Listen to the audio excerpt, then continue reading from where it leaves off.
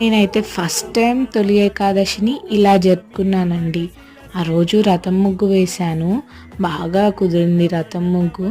ఇంకా హెయిర్‌కి అయితే డ్రైగా అనిపించిందని హెయిర్ క్రీమ్ అప్లై చేసుకొని బ్రష్ చేసి హెడ్ వాష్ చేసొచ్చాను.